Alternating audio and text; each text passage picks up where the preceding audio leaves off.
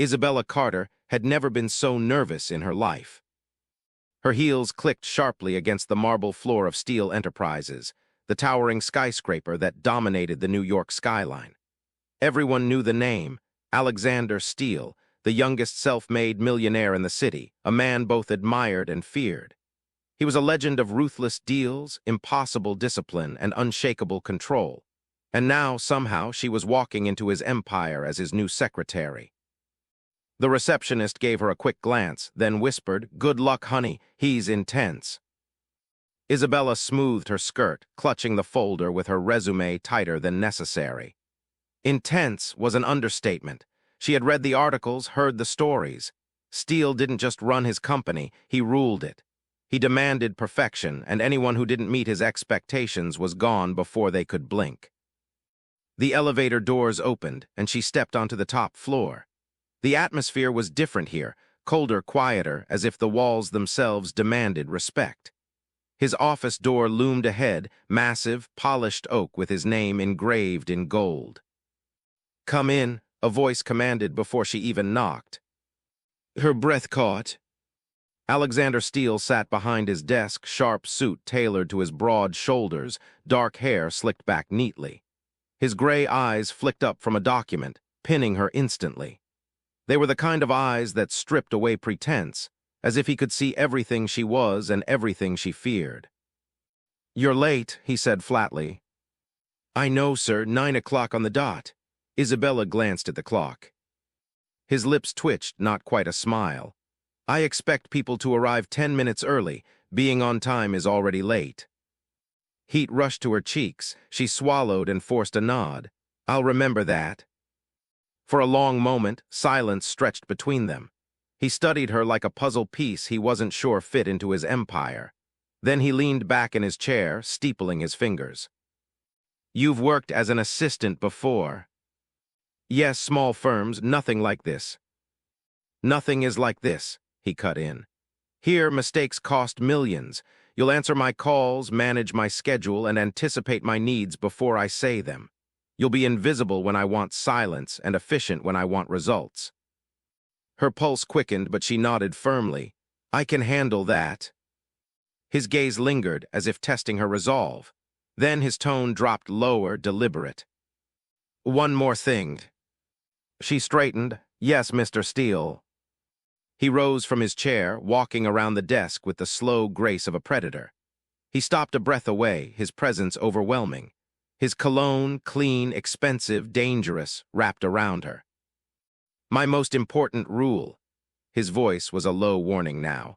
"No romance at work, no flirtation, no personal involvement of any kind, not between staff and especially not with me. Do you understand?" Her lips parted, caught off guard by the intensity in his tone. "Of course I wouldn't." "Good." His eyes swept over her face briefly, lingering a fraction too long before he looked away. "Because those who forget that rule don't last here." The unspoken message hung in the air. Isabella's heart thudded. She told herself it didn't matter, this was just a job. She needed the money to pay her rent, to help her younger brother with college. She wasn't here to flirt with a man like Alexander Steele. But as he returned to his chair, his sharp profile against the city skyline, she felt an undeniable truth settling deep inside her. This wasn't just a job. This was a storm she was stepping into. And the more she tried to steady her nerves, the more she knew. His warning had already come too late. The first week at Steele Enterprises nearly broke Isabella. She had never worked so hard in her life. Late nights typing contracts, early mornings arranging meetings, and endless calls with international partners who expected instant answers. Alexander Steele demanded perfection, and Isabella quickly learned he didn't give second chances. Yet, strangely, she began to thrive under the pressure. He barked instructions, and she adapted. He changed plans without warning, and she adjusted. By Friday, she could predict his mood by the sharpness of his voice, the way his eyes flicked across documents, even the tension in his jaw. And sometimes, just sometimes, she caught him looking at her when he thought she wasn't watching. Not with annoyance, not with his usual icy disapproval, but with something quieter, warmer. Something dangerous. Friday evening, the office had thinned out, most employees rushing home for the weekend. Isabella stayed behind, finishing a stack of contracts he had tossed onto her desk with the words, "I need them proofed tonight." Her eyes burned from staring at the screen, and she rubbed her temples, muttering, "Almost done." "Talking to yourself already?" Her head snapped up. Alexander leaned against the doorway of her cubicle, his jacket off, sleeves rolled up to reveal strong forearms. Without the usual stiffness of his suit jacket, he looked less like a CEO and more like a man, still sharp but undeniably magnetic.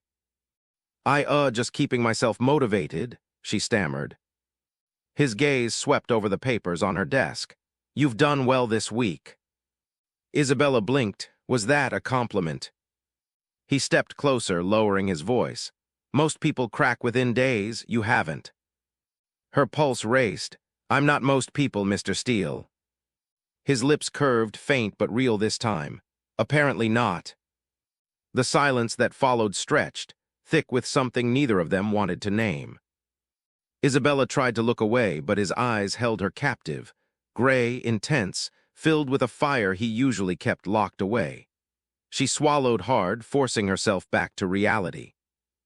"I should finish these contracts." "Yes," he said softly, but he didn't move. Instead, his hand rested on the edge of her desk, close enough that she could feel the heat of him. The air shifted, her breath quickened. She remembered his warning, no romance at work, no flirtation, not with me. But in that moment, with his gaze locked on hers, she couldn't help wondering if he had spoken those words for her sake, or for his own. Later that night, she carried the finished contracts into his office. The city lights poured through the floor-to-ceiling windows, bathing the room in silver and gold. He was seated at his desk, tie loosened, hair slightly mussed as if he had run his hands through it. "Done already?" he asked, surprised. "Every page," she said, setting the stack before him. "I double-checked everything." He leaned back, studying her as though she were more impressive than the contracts themselves. "You're full of surprises, Miss Carter." She shifted under his gaze, heat rising in her cheeks. "I just want to prove myself." "You already have."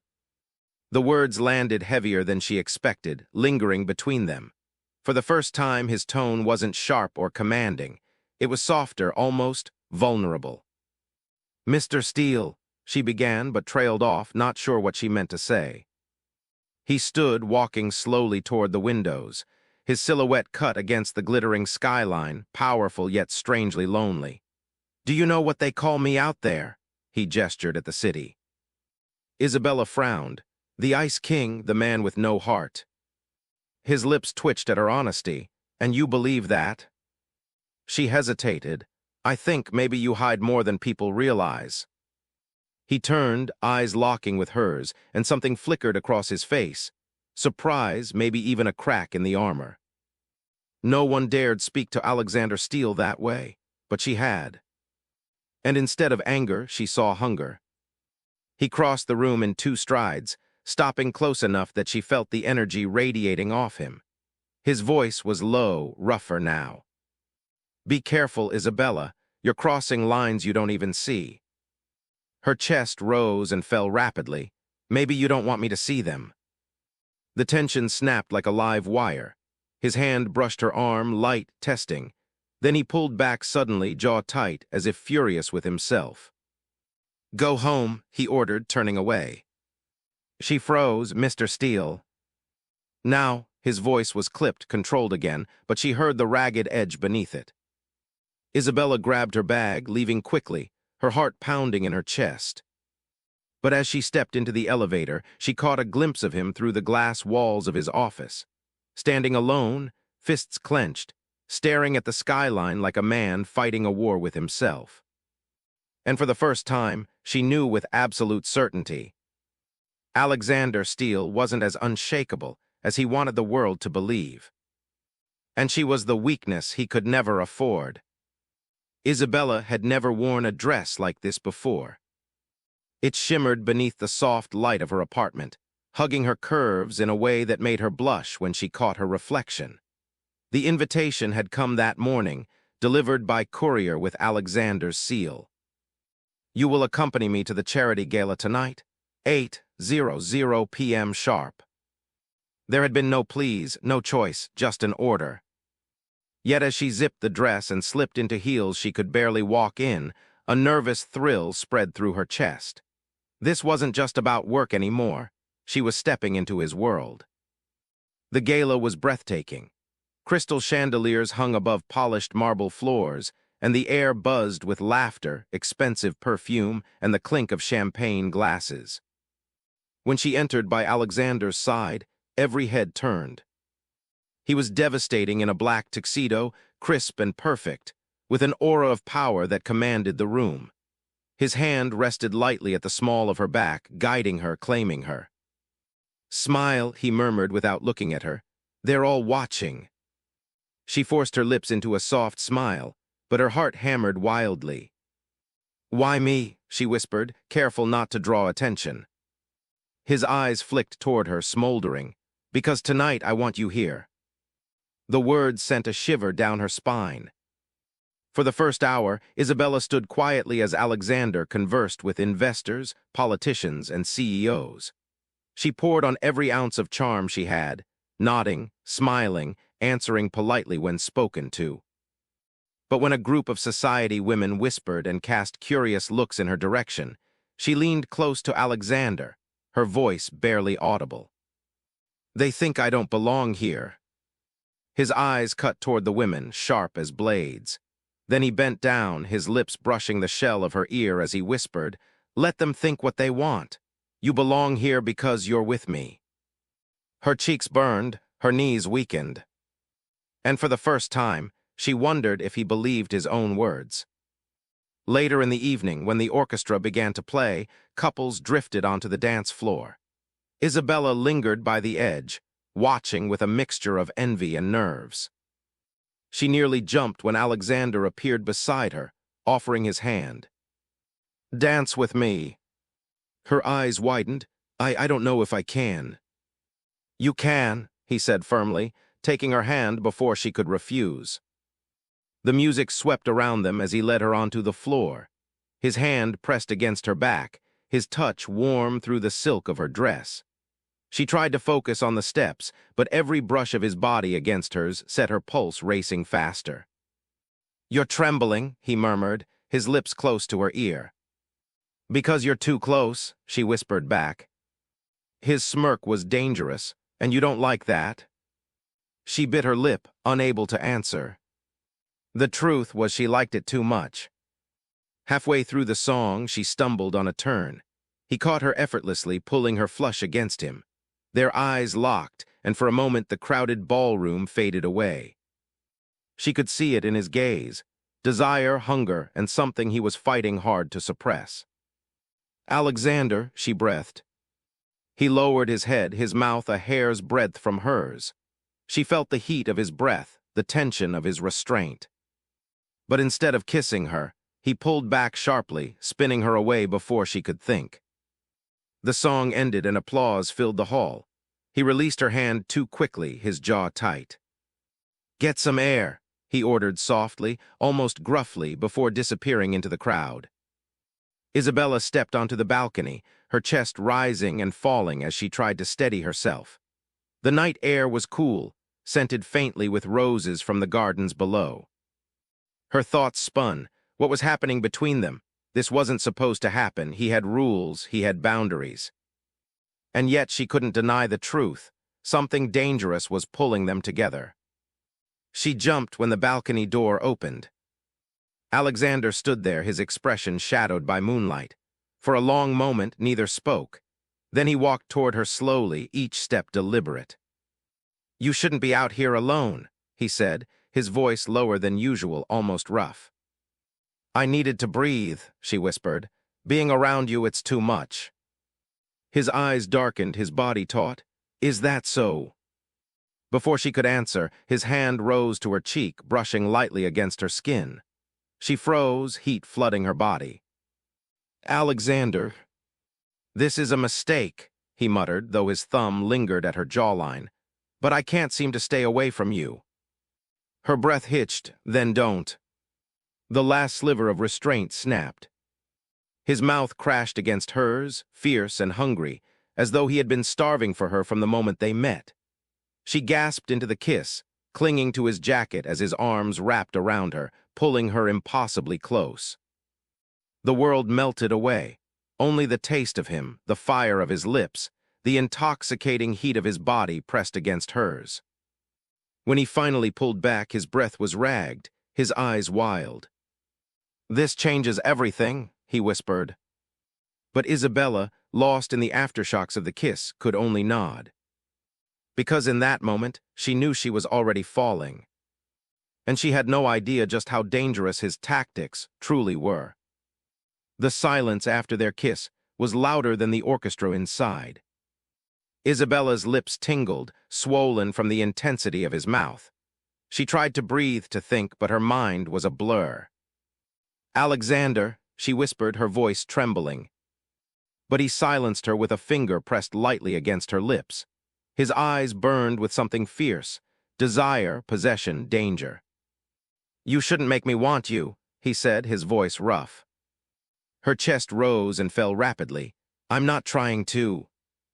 His smirk was almost bitter. "That's the problem."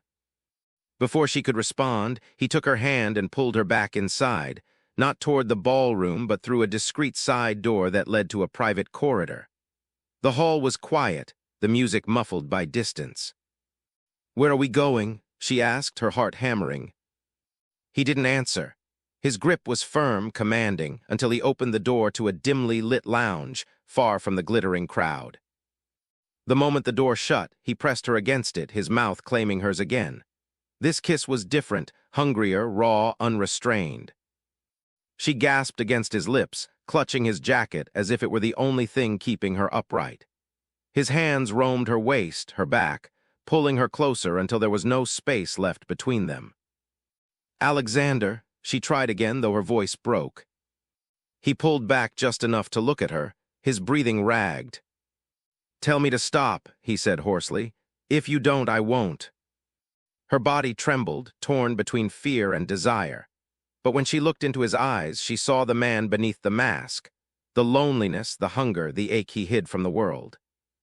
And she couldn't say no. "Don't stop," she whispered. The fire that ignited in his gaze was devastating. He kissed her again, harder, as his hands slid into her hair, tangling in the soft strands. She melted into him, every thought dissolving under the heat of his touch. When his mouth trailed to her neck, she let out a soft moan, her fingers digging into his shoulders. He growled low in his throat, as if the sound undid him completely. "Do you have any idea what you're doing to me?" he muttered against her skin. "Maybe the same thing you're doing to me," she whispered breathlessly. His chuckle was dark, dangerous. "Careful, Isabella, you don't know what you're inviting." But her hands slid down his chest, bold and trembling, and his control shattered. The next moments blurred into heat and urgency. Her back against the door, his lips mapping every inch of her skin, his body pressing her deeper into the wood. The air was thick with the sound of their breathing, the rustle of fabric, the desperate rhythm of two people who knew they were crossing a line but couldn't turn back. When he lifted her, she gasped, her arms looping around his neck instinctively. "Alexander." He carried her to the velvet sofa and laid her down gently, though his eyes were wild, his movements rough with need. Hovering above her, he hesitated for the briefest second, as if fighting himself. "This is madness," he muttered. "Then let's be mad," she whispered, pulling him down into another kiss. The hours that followed felt like a dream. Every touch, every kiss, every whispered word drew them deeper into a world where only they existed, where she belonged only to him and he to her, if only for this night. When it was over, Isabella lay in his arms, her head resting against his chest, listening to the steady beat of his heart.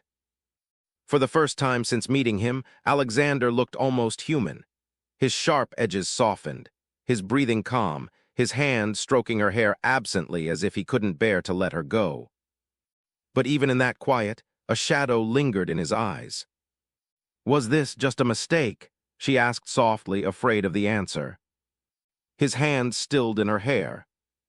Nothing about you feels like a mistake, he said, his voice low. Her heart swelled, fragile and hopeful. She wanted to believe him. But what she didn't see was the conflict raging inside him, the war between his growing feelings and the cold strategy that had brought her into his life in the first place. Because Alexander had secrets, and tonight had not been an accident. It had been the first move in a dangerous game. And Isabella, blinded by love, didn't even know she was playing. Sunlight spilled through the tall windows of Alexander's penthouse, golden rays dancing across the silk sheets. Isabella stirred, the unfamiliar softness beneath her reminding her she wasn't in her tiny apartment. She wasn't alone. Her head rested on his chest, her hair spilling across his bare skin. His arm was draped lazily around her waist, holding her as if she belonged there. His breathing was steady, deeper than she had ever heard, and for a moment she simply watched him, this powerful, untouchable man who looked so human in sleep. Memories of the night washed over her like a tide. His hands, his lips, his whispered confessions in the dark. Her cheeks warmed.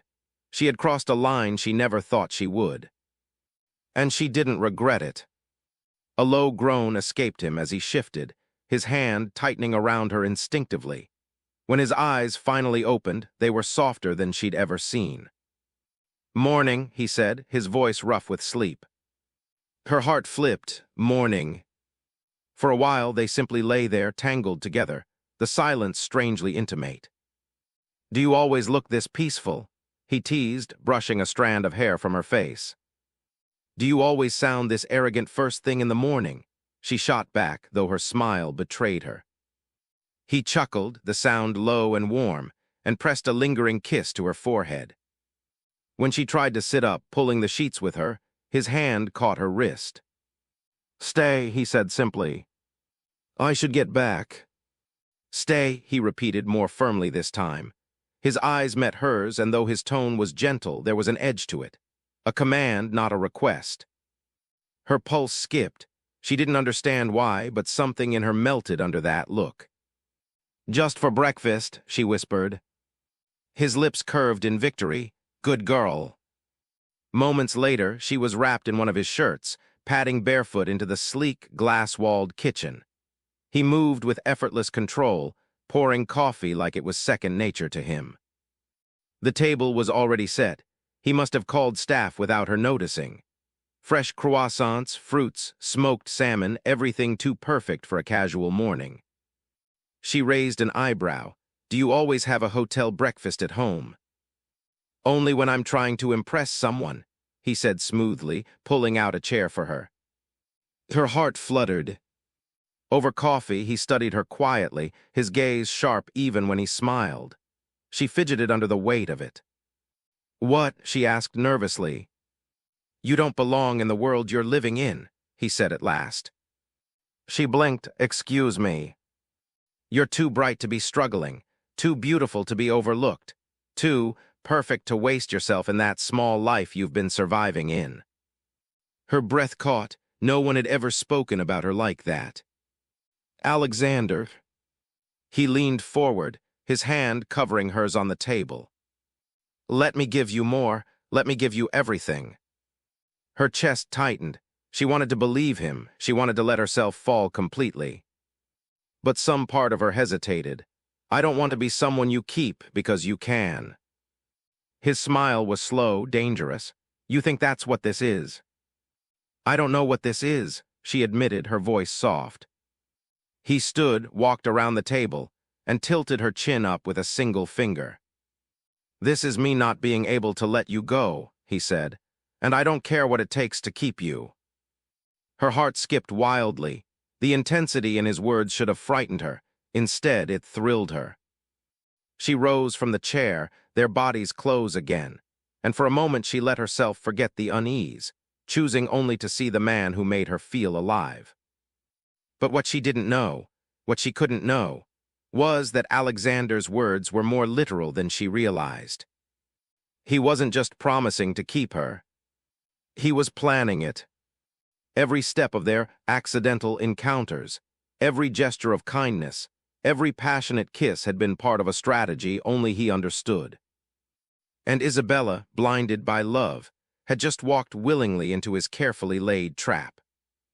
The days after that night blurred into something dreamlike for Isabella. Alexander became a constant in her world, appearing at her office, sending carriages of flowers, whisking her away to dinners in places she'd only ever seen in magazines. Her friends teased her about living in a fairy tale, and maybe she was. Every time his hand touched hers, every kiss stolen in the back of his limousine, every whispered promise under the stars, it felt like the universe was finally giving her something good. But behind the glitter of his affection, something darker stirred. One evening, he insisted on taking her to a charity gala. The ballroom shimmered with crystal chandeliers, violins singing softly as the elite of the city paraded in gowns and tuxedos. Isabella felt out of place in her borrowed dress, though Alexander had made sure it was designer, tailored perfectly to her. "You're exquisite," he murmured against her ear as they entered, his hand firm at the small of her back. But as they mingled, she noticed his hand never left her. Not for a second. It wasn't just protective, it was possessive. When a young businessman leaned too close to greet her, Alexander's grip tightened. His jaw flexed, eyes sharp. "Excuse us," he said curtly, steering her away before the man could finish his sentence. "Alexander, he was just being polite," Isabella whispered. "He was looking at you like he wanted something," he said flatly. She laughed nervously. "You're imagining things." His eyes darkened. "Am I?" Later, as they danced, his arm coiled around her waist, his movements a little too rigid. "You belong here with me," he said, his lips brushing her temple. "I'm still the same girl I was last month," she murmured. "This world isn't mine." "It is now because you're mine." The words made her shiver, half from thrill, half from fear. That night back at his penthouse, she tried to lighten the mood. "You don't have to guard me like a bodyguard," she teased as she slipped off her heels. He closed the door behind them, his gaze unreadable. "You think I don't notice the way men look at you, the way they'd take you from me if I let them." Her breath caught. "Alexander, no one could." His hand came up, cupping her cheek, gentle but firm. "Good, don't let them try, because I don't share what's mine." Her heart thudded. The intensity in his eyes was overwhelming, terrifying and intoxicating all at once. The days that followed were filled with similar contradictions. At lunch, he'd send her sweet messages, "Eat something. I'll be angry if you skip again." At night, he'd hold her close, whispering, "You're the only one who makes me feel alive." Yet when she mentioned wanting to visit her old friends, his expression hardened. "Why waste your time with people who don't understand you? Stay with me instead." When she suggested taking a weekend trip with her sister, he dismissed it coldly. "Your place is with me, always." Isabella told herself it was love, that his intensity was proof of how deeply he cared. Hadn't she always wanted someone to fight for her, to protect her? And yet, late at night, when he fell asleep beside her, she lay awake staring at the ceiling, wondering if this was what love was supposed to feel like. It was thrilling, yes, passionate beyond words, but it was also consuming. Like a fire that warmed her one moment and threatened to burn her the next. One evening, at another of his glittering parties, she caught him across the room, laughing, confident, the very image of control. Their eyes met, and for a second she saw something chilling in his gaze. Not love. Possession. And yet when he crossed the room, swept her into his arms, and kissed her in front of everyone, the crowd melted away. She forgot her doubts, drowning again in the man who made her heart race. What she didn't know was that each step, each calculated gesture, was part of Alexander's hidden plan. A plan that began long before she ever knew his name. And one that would bind her to him in ways she could not yet imagine. The weeks before the wedding passed in a whirlwind. Isabella had never imagined herself as the bride in a fairy tale, yet here she was, standing in the world's most expensive bridal boutique, silk gowns floating around her like clouds. Alexander sat on the couch, one leg crossed, a glass of champagne in his hand, his sharp eyes never leaving her. "Turn," he ordered softly. She obeyed, letting the fabric sweep around her legs. The dress shimmered under the lights, but what sent heat through her veins was the way he looked at her. Not like a man admiring beauty, but like a king admiring his crown. "That's the one," he said, voice thick. "Already," she laughed. "I tried only 3. I don't need more. You're mine in that dress." The saleswoman blushed and left discreetly. Isabella's cheeks burned. She wanted to argue, to say she should choose what felt right, but his gaze pinned her. And in truth, part of her liked the way he claimed her, as if she were the only thing that mattered in his world. That night he made love to her with a desperation she'd never felt from him before.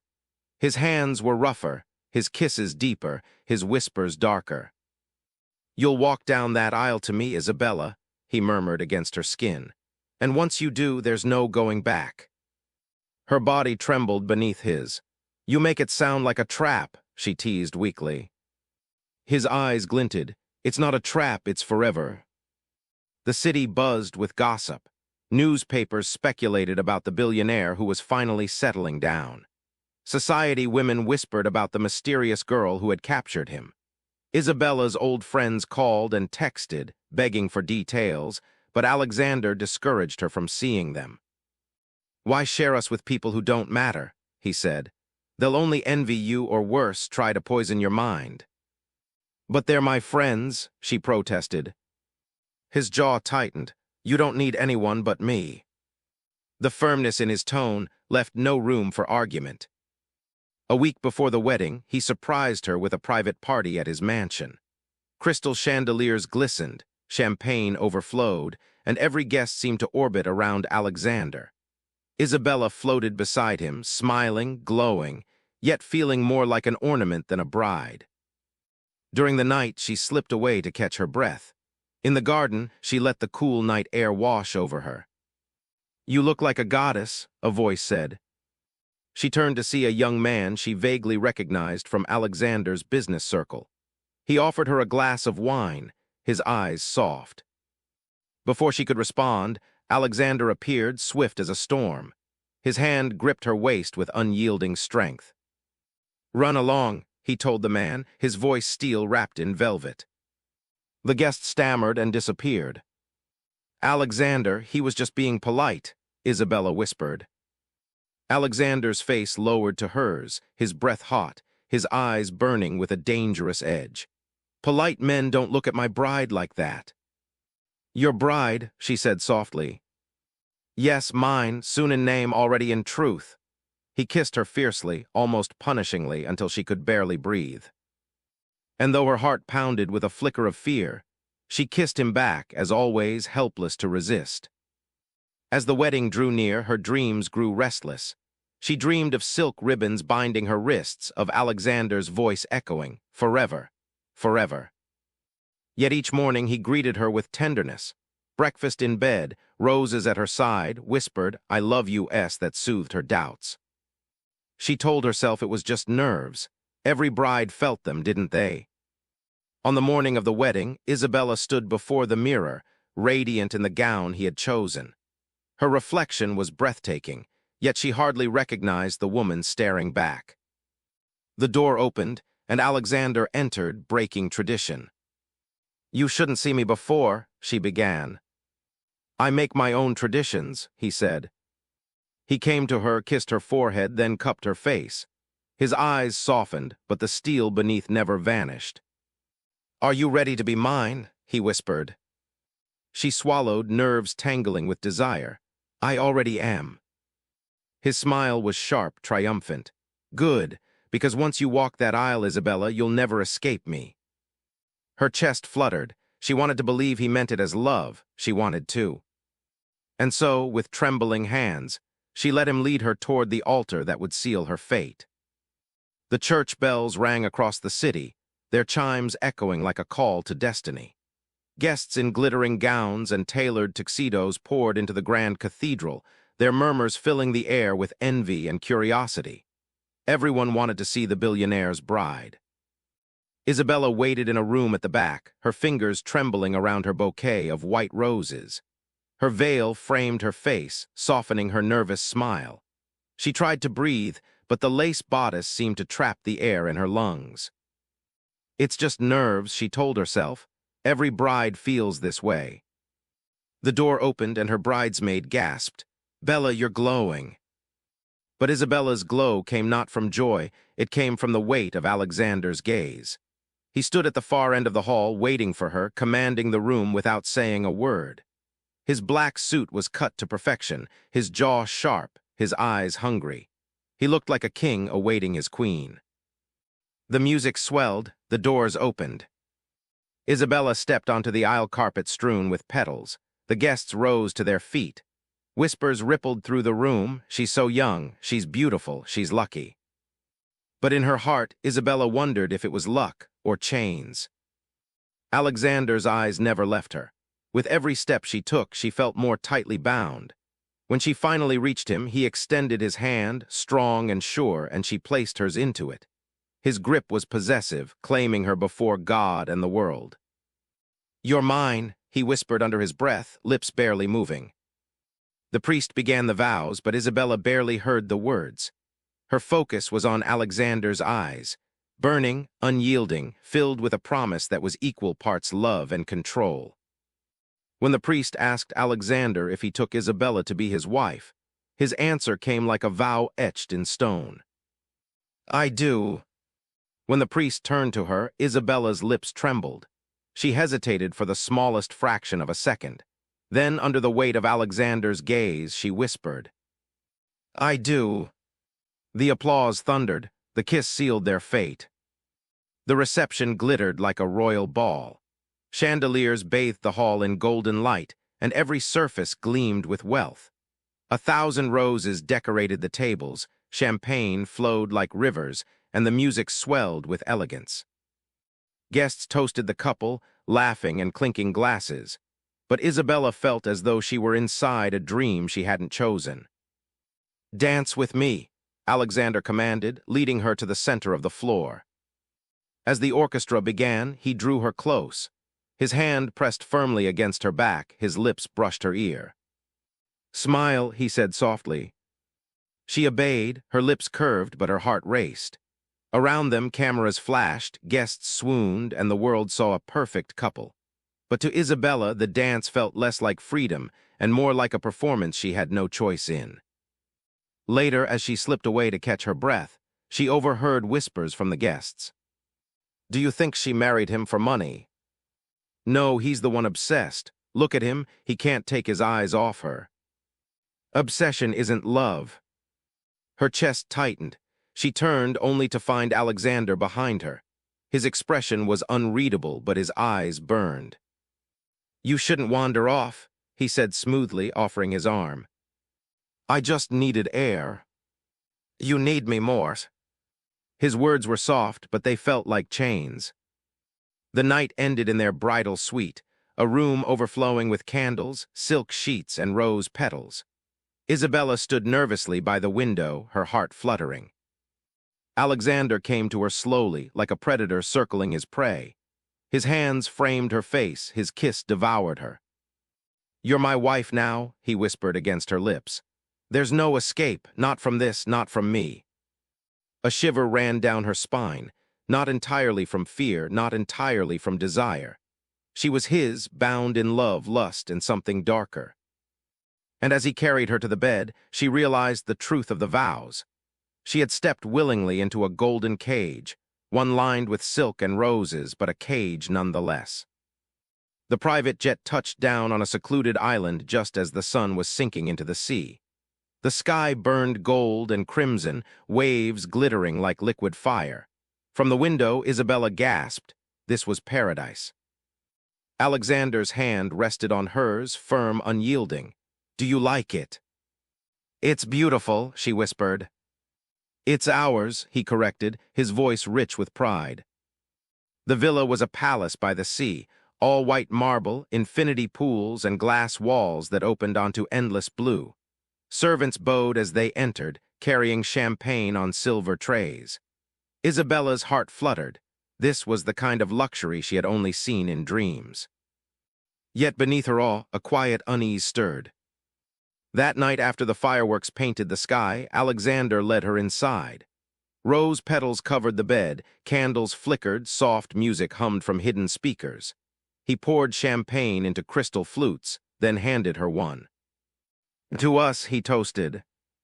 She sipped, the bubbles tickling her lips. He set his glass aside, eyes locking on her. "You're mine now, completely." Before she could reply, he kissed her, deep and demanding.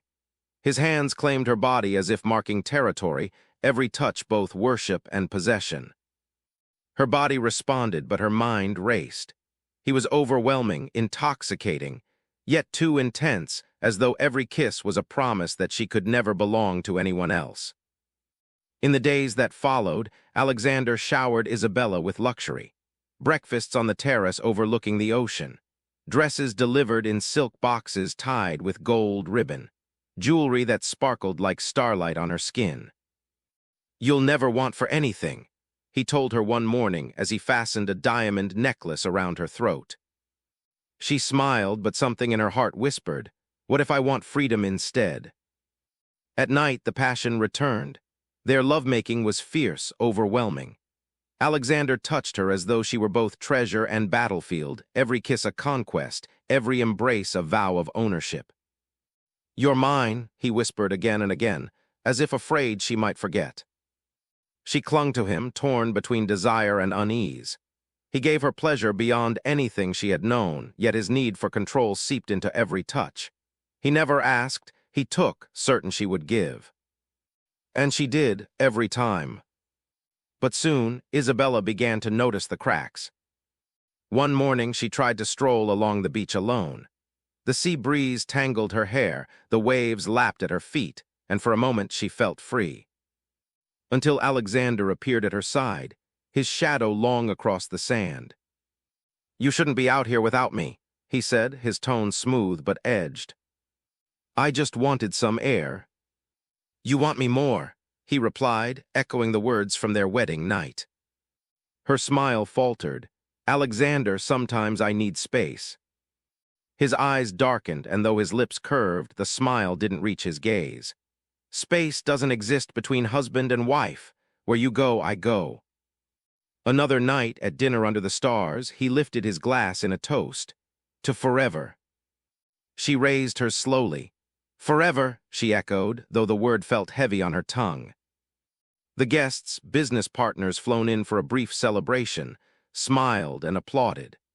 But Isabella caught the way Alexander's arm never left the back of her chair, the way his gaze flickered to any man who dared glance her way. It wasn't just love, it was possession.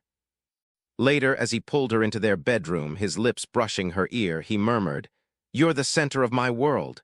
Without you, I'm nothing. That's why I'll never let you go." The words thrilled and frightened her all at once. As his hands traced her body and his kiss deepened, Isabella realized something chilling.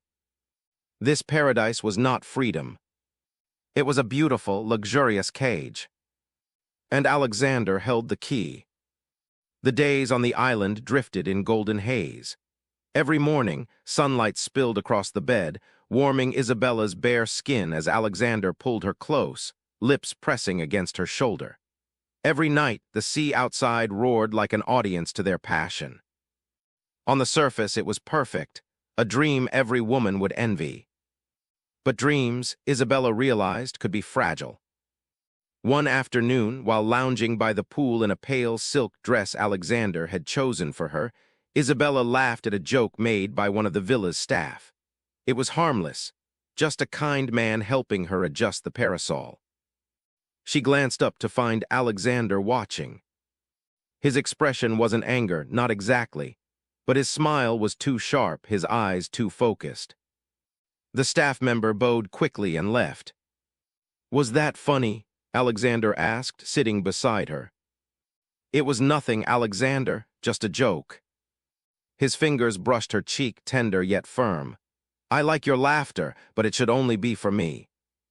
Her lips parted, words forming but never leaving. He leaned down and kissed her before she could protest, as though sealing her silence with his mouth. That night he was more intense than ever, every touch demanding, every kiss filled with fire. He murmured against her lips, "No one will ever make you smile like I do. No one will ever touch you like this." She clung to him, swept away, but a part of her mind whispered, "Why does love feel like being claimed instead of cherished?" The next day, Alexander arranged a small yacht trip. The ocean shimmered, gulls soared above, and Isabella's hair danced in the wind. For a brief moment, she felt alive again, untethered. She leaned over the railing, letting the spray kiss her face. But when a young sailor offered to steady her, Alexander's hand shot out, gripping her waist possessively. "She doesn't need help," he said coldly. The sailor withdrew instantly, bowing. Isabella flushed, embarrassed. "Alexander," he was only being polite. "I don't care," he cut in, eyes blazing. Then his tone softened like silk over steel. "You're mine, I'll protect you, no man will ever come between us." His kiss followed, passionate and unrelenting. To the crew, it looked like a display of affection. To Isabella, it felt like a warning. That night, lying in the giant bed draped with linen, Isabella couldn't sleep. She stared at the ceiling fan, turning lazily, her heart heavy. Alexander stirred beside her. "Why are you awake?" "I'm just thinking," she whispered. "About what?" "About us, about the future." His arm tightened around her. "Don't think too much, you're my wife now. The future is already decided, ours forever."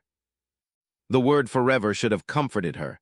Instead, it pressed on her chest like a stone. Days passed, and the pattern grew clearer. Alexander never left her side. He chose her dresses, her meals, even her jewelry. If she lingered too long speaking with a staff member, his arm would slide around her waist, drawing her back. It wasn't violence, it wasn't cruelty, it was something far more subtle. Possession wrapped in silk. One evening, during a private dinner under the stars, Isabella dared to bring it up. "Alexander, don't you think I should have more freedom?" He set down his wineglass, eyes narrowing slightly. "Freedom? You have everything. Luxury, love, security. What more could you want?" "Choice," she said softly. For a long moment, silence hung between them. Then he reached across the table, taking her hand. "My love, choice is dangerous. You don't know the world like I do. Men will use you, people will hurt you. I keep you safe. That's love." His thumb stroked her knuckles. His words were gentle, his voice calm, but they carried an undertone that chilled her. Safe, protected, owned. Later that night, as he held her in bed, Alexander whispered against her hair, "Never doubt me, Isabella. Never pull away. Because if you do, I don't know what I might become." The confession sent shivers down her spine. Was it a threat, a plea, or both? She kissed him back, trying to smother her doubts. But deep inside, she knew. She was no longer a bride in paradise. She was a queen in a gilded cage. And Alexander was both her lover and her captor. The night of the grand gala burned itself into Isabella's memory like fire. The ballroom glittered with chandeliers, diamonds, and the polished smiles of the wealthy elite. Alexander held her hand firmly, guiding her through the crowd. He was immaculate in his black tuxedo, every inch the millionaire king. She wore a crimson gown he had chosen, flowing like liquid flame, her neckline jeweled with rubies. To the world they were perfection, the envy of every eye. But inside Isabella the storm raged. It had been weeks since the honeymoon haze shattered. The pattern of possession, jealousy, and carefully veiled threats had grown unbearable. She loved him. How could she not? His kisses, his touch, the way he looked at her as if she were the only star in his sky. And yet she couldn't breathe. "Smile," Alexander whispered against her ear as they greeted another couple. "They're watching." Her lips curved, flawless and false. The turning point came unexpectedly. While Alexander stepped aside to speak with a business associate, Isabella wandered near the balcony for air. A familiar voice startled her. It was the villa's kind young staff member, the one Alexander had dismissed so coldly weeks before. He had been invited tonight as part of the service staff. He bowed quickly. "Madam, forgive me. I only wish to say you deserve happiness, real happiness." Her throat tightened. The words pierced straight through the armor Alexander had built around her. Before she could respond, Alexander appeared. His hands slid around her waist, his eyes like storm clouds. The staff member disappeared without another word. Alexander leaned close, his voice velvet over steel. "What did he say to you?"